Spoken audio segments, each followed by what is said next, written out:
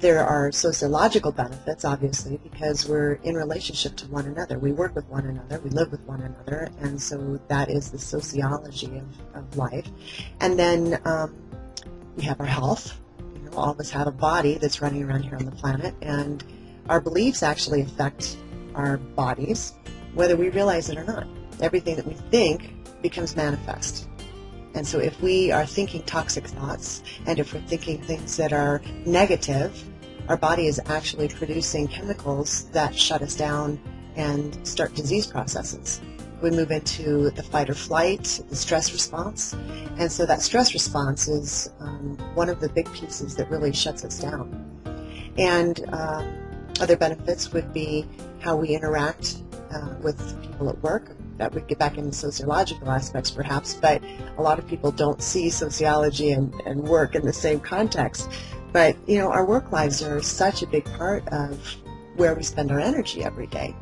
And so we want to be able to be highly functioning at work, be able to be responsive, be able to be in the flow with what's going on around us, and meet the demands that are being placed upon us every day. So being able to work at a higher level at work, being able to play at a better level. You know, our sports activities or lifestyle is often important to many people, golf, tennis, whatever it is. But how many times do you think about your beliefs affecting you on the tennis court? If you think, well, I'll never hit that volley, well, you're right, you won't. It's a belief. And therefore, we manifest from that belief. So let's see, where else? Things about loss, grief, are very important for a lot of people. We stay stuck in the traumas of our lives, even if it's a child being told no in a very harsh tone. Mom or dad might not think that's a trauma, but to the child, that's a trauma. In fact, that one trauma can follow a child their whole life into adulthood, and they never realize, why is it that I'm not able to function well in my life? But if we trace it back, we can actually find out that it was because there was this no moment where it was so strong and so powerful that it actually shut that child down.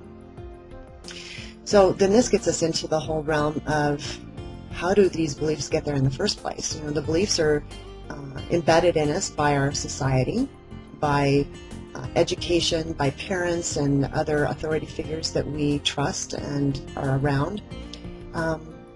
And so when we have all of these different things running, we're typically the child in this environment, and children actually are functioning out of a different level of mind operation.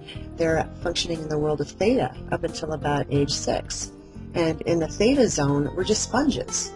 And there's no differentiation between, is this a good idea or not a good idea? There's no judgment. That's all conscious mind activity, which comes in when the beta kicks in after 6 or so.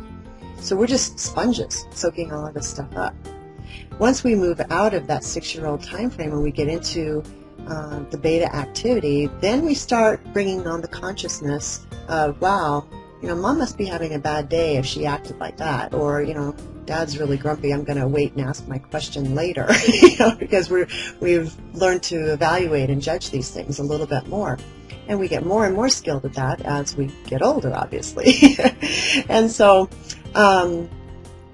that's the conscious mind. The conscious mind is responsible for very specific things. It judges results, it looks at goals and objectives, and those are all really important factors in our lives.